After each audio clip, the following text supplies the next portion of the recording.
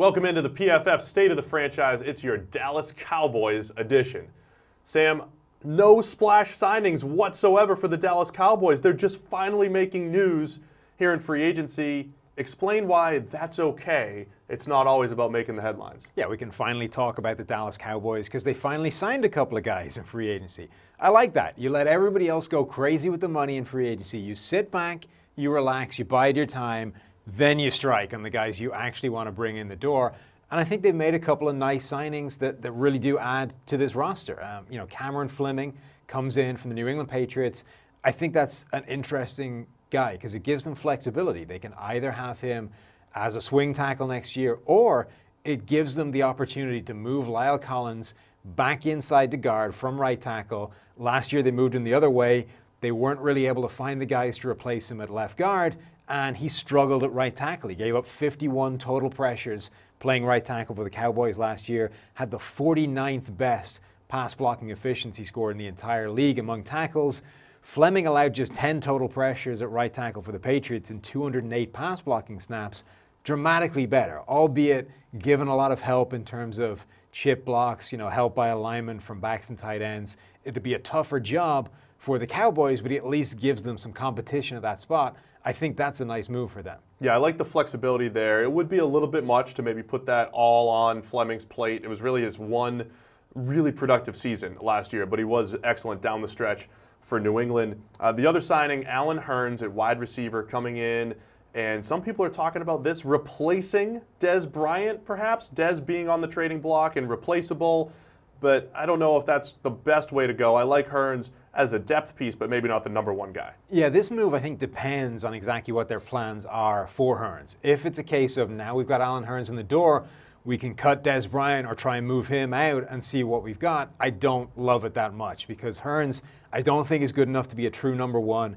Even back in 2015 when he was at his best, he had 116 wide receiver rating, the passer rating of Blake Bortles when targeting Allen Hurns specifically, but it always felt like he was along for the ride a little bit more than Allen Robinson was, who was really elevating the play of Blake Bortles that season.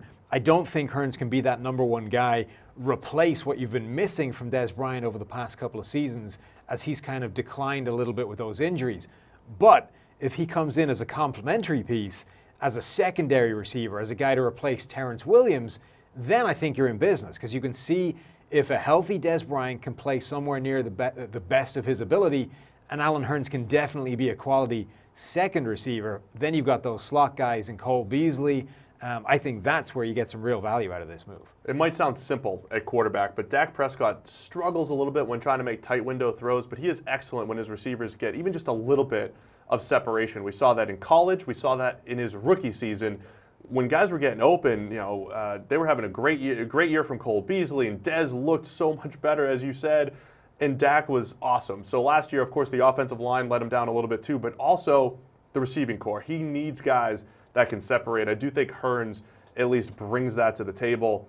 Looking forward, to the draft for the Cowboys, I think the other place where they really shored up a need was franchising DeMarcus Lawrence on the defensive line. So they've been looking for edge defenders for a while now. DeMarcus Lawrence's breakout 2017 season, I think it solved that issue. It was a career year, but man, he was so good last year. They're going to hope that last year's first rounder, Taco Charlton, can develop. Are they good at edge defender right now, or is this someplace they're still going to look in the draft? I mean, you can never have too many pass rushers, but I think they're in a good spot. Re-signing DeMarcus Lawrence, obviously huge for them, or at least keeping him there and then work on a long-term deal with him. They've got plenty of good players now. A lot on this team is going to rest on the development of some of the young guys going forward, whether it's Taco Charlton, whether it's guys like Jordan Lewis and Awuzie on the back end in coverage, particularly Lewis, because I suspect he will be the guy tasked with moving into the slot, replacing what they lost in Orlando Scandrick, who had been a consistently really good slot coverage corner for them. And then the one other guy, the X factor on this offense, with Jason Witten heading into the twilight of his career, Rico Gathers as a tight end was fantastic in preseason, looked like one of the stars. They didn't really need him during the regular season. They decided this was a guy that wasn't going to make it over the regular season.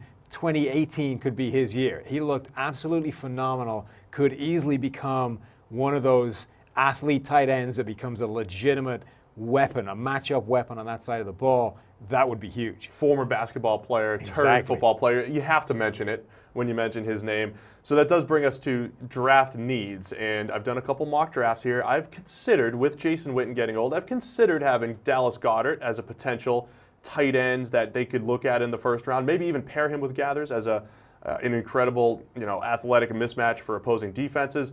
I do think wide receiver, even with the Allen Hurns addition, is a place that they could look. We have a second round stocked with talented wide receivers that I think they could take a look at. I think the second round is the money spot for a wide receiver, definitely a place that Dallas could look.